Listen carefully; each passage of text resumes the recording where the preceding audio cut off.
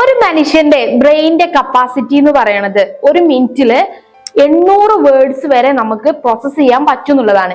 എന്നാൽ നോർമലി എങ്ങനെയാ നമ്മൾ പഠിക്കാനൊക്കെ ഇരുന്ന് കഴിഞ്ഞാൽ ഒരു 100 തൊട്ട് 150 വേർഡ് വരെ ആകുമ്പോഴേക്കും നമ്മള് മടുക്കും. നമ്മുടെ ശ്രദ്ധ മറ്റു പല കാര്യങ്ങളിലേക്കും തിരിഞ്ഞു പോകും. അപ്പൊ നമ്മൾ അതിൽ ഇൻട്രസ്റ്റ് കാണിക്കാത്തത് കൊണ്ടാണ് നമ്മൾ അങ്ങനെ മറ്റു വഴികളിലേക്ക് നമ്മുടെ ചിന്തകൾ പോയി പോണത്. അപ്പൊ കഴിഞ്ഞ ദിവസം നമ്മളൊരു വീഡിയോ ചെയ്തിട്ടുണ്ടായിരുന്നു, നിങ്ങൾ പഠിച്ചത് മറന്നു പോവാതിരിക്കാൻ. ഈ ഒരു 800 കപ്പാസിറ്റി വരെ ഉണ്ടായിട്ടും ഒരു 150 വേർഡ്സ് ആകുമ്പോഴേക്കും നമ്മൾ മറന്നു പോവാണ്, പിന്നീട് ആലോചിക്കുമ്പോൾ കിട്ടണില്ല. അപ്പൊ പഠിച്ചത് ഓർത്തിരിക്കാൻ വേണ്ടിയിട്ടുള്ള ഒരു മെയിൻ ആയിട്ടുള്ള 5 ടിപ്സ് നമ്മൾ കഴിഞ്ഞ വീഡിയോയിൽ ചെയ്തിട്ടുണ്ടായിരുന്നു.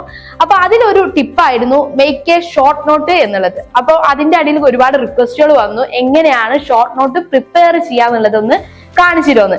അപ്പൊ സിമ്പിൾ ആയിട്ട് എങ്ങനെ നമുക്കൊരു ഷോർട്ട് നോട്ട് പ്രിപ്പയർ ചെയ്യാന്നുള്ളതാണ് ഈ വീഡിയോയിൽ.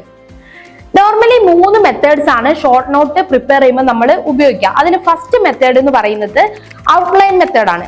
ഔട്ട്ലൈൻ മെത്തേഡ് എന്നുള്ളത് ഉദ്ദേശിക്കുന്നത് അത് ടോട്ടല് ആ ഒരു സബ്ജക്റ്റില് അല്ലെങ്കിൽ ആ ഒരു പോർഷനിലുള്ള കാര്യങ്ങളൊക്കെ മെയിൻ ഹെഡിങ് സബ് ഹെഡിങ് എന്ന രീതിയിൽ ഇങ്ങനെ എഴുതി പോകുക എന്നുള്ളതാണ് ഔട്ട്ലൈൻ മെത്തേഡ് കൊണ്ട് ഉദ്ദേശിക്കുന്നത്. പിന്നെ ഒന്ന് പറയുന്നത് മൈൻഡ് മാപ്പിംഗ് മെത്തേഡാണ്. മൈൻഡ് മാപ്പിംഗ് മെത്തേഡ് എന്ന് പറഞ്ഞാൽ ഒന്നിനെ ഒന്നോട് കണക്ട് ചെയ്ത് പഠിക്കുക എന്നുള്ളതാണ് മൈൻഡ് മാപ്പിംഗ് മെത്തേഡ്.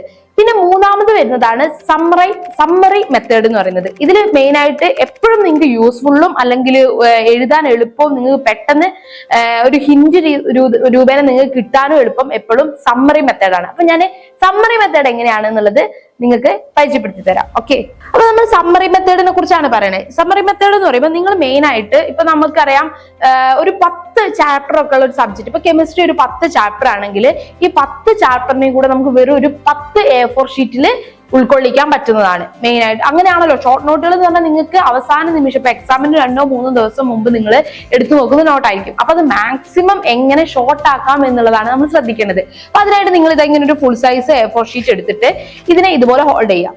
എന്നിട്ട് ഈ ഒരു രൂപേണയാണ് നിങ്ങൾ നോട്ട് പ്രിപ്പയർ ചെയ്യേണ്ടത്. ഇതിൽ സ്റ്റാർട്ടിങ് തന്നെ നിങ്ങൾ ജസ്റ്റ് ഡേറ്റ് ഒന്ന് മെൻഷൻ ചെയ്യുക. ഡേറ്റ് നിങ്ങൾ ആ എഴുതുന്ന ദിവസത്തെ ഡേറ്റ് എന്താണെന്നുള്ള എഴുതി വെക്കുക. അത് എന്തിനാന്ന് വെച്ച് കഴിഞ്ഞാൽ നിങ്ങൾക്ക് അതുമായി കണക്ട് ചെയ്തിട്ട് പിന്നെ കുറച്ച് ദിവസം കഴിഞ്ഞ് എടുത്തു നോക്കുമ്പോൾ ഇന്ന ദിവസം എന്തായിരുന്നു. ഇപ്പൊ ചിലപ്പോൾ നിങ്ങളുടെ ലൈഫിൽ എന്തെങ്കിലും, ഞാൻ കഴിഞ്ഞ ദിവസം ആ ഒരു വീഡിയോനെ കുറിച്ച് പറഞ്ഞു, ആ വീഡിയോന്റെ ലിങ്ക് ഞാൻ മുകളിൽ കൊടുത്തേക്കാം കേട്ടോ. അപ്പൊ അതിൽ ഞാൻ പറഞ്ഞിട്ടുണ്ടായിരുന്നു നിങ്ങളുടെ ലൈഫിൽ സംഭവിക്കുന്ന ഓരോ കാര്യങ്ങളായിട്ട് നിങ്ങൾ കണക്ട് ചെയ്ത് പഠിക്കാൻ. അപ്പൊ നിങ്ങളിപ്പോ എന്തെങ്കിലും നിങ്ങളുടെ ഒരു കസിന്റെ വെഡിങ്ങിന്റെ പരിപാടി കഴിഞ്ഞ് ഈവനിങ് ആണ് നിങ്ങൾ ആ നോട്ട് പ്രിപ്പയർ ചെയ്യുന്നെങ്കിൽ ആ ഡേറ്റ് കാണുമ്പോൾ നിങ്ങൾക്ക് മനസ്സിലാവും ഇന്നത്തെ ദിവസം ഇന്ന സ്ഥലത്ത് ഇരുന്നാണ് ഞാനത് എഴുതിയത്. അപ്പൊ അതുമായിട്ട് കണക്ട് ചെയ്ത് നിങ്ങൾ അത് പെട്ടെന്ന് ഓർത്തെടുക്കാൻ പറ്റും. അപ്പം എപ്പോഴും നിങ്ങൾ നോട്ട് പ്രിപ്പയർ ചെയ്യുമ്പോൾ ആ എഴുതുന്ന ദിവസത്തെ ഡേറ്റ് ഫസ്റ്റ് കൊടുക്കുക, ഏതാണോ ഡേറ്റ് അത് കൊടുക്കുക.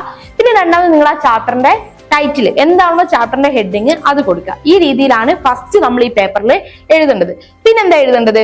മെയിൻ ആയിട്ടുള്ള പോയിന്റ്സ്. ഇപ്പം ഒരു ചാപ്റ്ററിൽ ഒരു ഫുൾ ലെങ്തി ചാപ്റ്റർ ആണെങ്കിൽ അതിലെ പ്രീവിയസ് ഇയർ ക്വസ്റ്റ്യൻ പേപ്പർ ഒക്കെ എടുത്തു നോക്കി കഴിഞ്ഞാൽ നിങ്ങൾക്കറിയാം ഇന്ന പോർഷൻസിൽ നിന്ന് ഏത് ക്വസ്റ്റ്യൻ ആണ് കൂടുതലായിട്ട് ചോദിക്കുന്നത്. അങ്ങനെയാണ് നമ്മൾ ഇമ്പോർട്ടൻസ് ആയിട്ട് ഇപ്പൊ എക്സാമിന് ഏതാണ് ഇമ്പോർട്ടന്റ് വരിക നമുക്ക് മുൻകൂട്ടി ഗസ് ചെയ്യാൻ പറ്റൂല. അപ്പൊ നോർമലി നിങ്ങൾ ടീച്ചേഴ്സ് ആണെങ്കിലും അല്ലെങ്കിൽ നിങ്ങളാണെങ്കിലും ഈ ഒരു പ്രാവശ്യത്തെ എക്സാമിന് ഇന്ന ക്വസ്റ്റ്യൻ വരുന്ന എങ്ങനെ ഐഡന്റിഫൈ ചെയ്യുക? പ്രീവിയസ് ഇയർ ക്വസ്റ്റ്യൻ പേപ്പേഴ്സ് നോക്കിയിട്ട് ഐഡന്റിഫൈ ചെയ്യും അല്ലെ. അല്ലെങ്കിൽ നമുക്ക് എന്തെങ്കിലും നമുക്ക് ഗൈഡുകൾ കാര്യങ്ങളൊക്കെ ഉണ്ട്, അതിലിങ്ങനെ കൊടുത്തിട്ടുണ്ടാവും ഇമ്പോർട്ടന്റ് പാർട്ട് ഇതാണ് വരുന്നത് എന്നുള്ള രീതിയിൽ കൊടുത്തിട്ടുണ്ടാവും. അല്ല നിങ്ങൾ ടീച്ചേഴ്സ് പറയും ഇത് നോട്ട് ചെയ്തോളൂ കേട്ടോ, ഇത് ഇമ്പോർട്ടന്റ് ആണെന്നുള്ളത്. അപ്പൊ അങ്ങനത്തെ കാര്യങ്ങൾ മെയിൻ ആയിട്ട് നിങ്ങൾ ഫസ്റ്റ് തന്നെ ഒരു പോർഷനിൽ ഇമ്പോർട്ടന്റ് ആണെങ്കിൽ അതിന്റെ ഹെഡിങ് കൊടുക്കുക.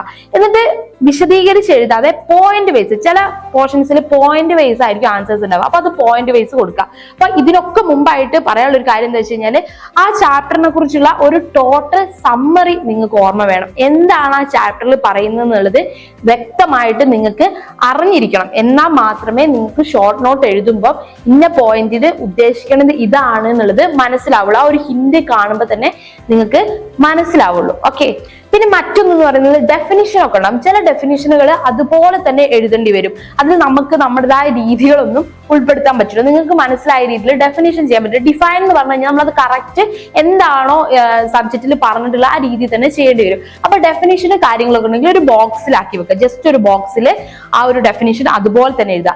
മാത്സിന്റെ ഒക്കെ കാര്യം വരുമ്പോൾ നിങ്ങൾക്ക് മാത്സ്, ഫിസിക്സ് ഇതിന്റെ ഒക്കെ ഭാഗങ്ങളാണ് വരണമെങ്കിൽ നിങ്ങൾക്ക് ആ ഇക്വേഷൻസ് ഒക്കെ ഒരു ചെറിയ ബോക്സിലാക്കി വെക്കാം. പിന്നെ അതുപോലെ തന്നെ നിങ്ങൾക്ക് ഇതിന് ഡിഫറെന്റ് കളേഴ്സ് യൂസ് ചെയ്യാം കേട്ടോ. ലൈക്ക് നമുക്ക് കൂടുതലായിട്ട് റെഡ്, ബ്ലൂ, അതേപോലെ തന്നെ ഗ്രീൻ. ഈ 3 കളേഴ്സ് നിങ്ങൾ കൂടുതലായിട്ട് ഷോർട്ട് നോട്ടിൽ ഉൾപ്പെടുത്താൻ നോക്കുക. ഏറ്റവും ഇമ്പോർട്ടന്റ് ആയിട്ടുള്ളതിന് വേണമെങ്കിൽ നിങ്ങൾക്ക് റെഡ് കൊടുക്കാം, സെക്കൻഡ് വണ്ണിന് ഗ്രീൻ കൊടുക്കാം, പിന്നെ ബ്ലൂ കളർ കൊടുക്കുക. ഈ രീതിയിൽ കളേഴ്സ് യൂസ് ചെയ്യുക. അപ്പൊ നിങ്ങൾക്ക് ഈ പറഞ്ഞ പോലെ എക്സാമിന്റെ ടൈമിൽ പെട്ടെന്ന് റെഡ് കളറിൽ മാർക്ക് ചെയ്ത ഇന്ന ഭാഗത്ത് റെഡ് കളറിൽ മാർക്ക് ചെയ്ത കാര്യമായിരുന്നു ഇത് എന്നുള്ളത് പെട്ടെന്ന് ഓർത്തെടുക്കാൻ സാധിക്കും. അതാണ് ലാസ്റ്റ് ആയിട്ട് പറയാനുള്ള ഒരു കാര്യം. പിന്നെ എല്ലാത്തിനും എൻഡിൽ നിങ്ങൾക്ക് ജസ്റ്റ് ഒരു സമ്മറി കൊടുക്കാം. സമ്മറി എന്ന് പറഞ്ഞാൽ ഞാൻ പറഞ്ഞല്ലോ, ടോട്ടൽ ആ ഒരു ചാപ്റ്ററിൽ എന്താണ് പറഞ്ഞിട്ടുള്ളത് എന്നുള്ളത് നിങ്ങൾക്ക് ലാസ്റ്റ് ഒരു സമ്മറി ആയിട്ട് കൊടുക്കാം. ഇത്രയും കാര്യങ്ങൾ ഉൾക്കൊള്ളിച്ച് മാക്സിമം ഷോർട്ട് ആയിട്ട് ചെയ്തു കഴിഞ്ഞാൽ നിങ്ങൾക്ക് ഞാൻ നേരത്തെ കാണിച്ച പോലെ ഒരു A4 ഷീറ്റിൽ നിങ്ങളുടെ ഒരു ഫുൾ ചാപ്റ്റർ ഉൾക്കൊള്ളിക്കാൻ സാധിക്കും.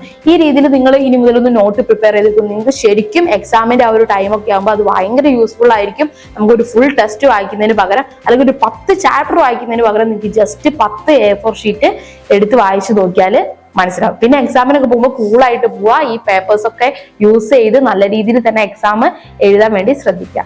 അപ്പൊ be kind of you, everything will be fine. Thank U.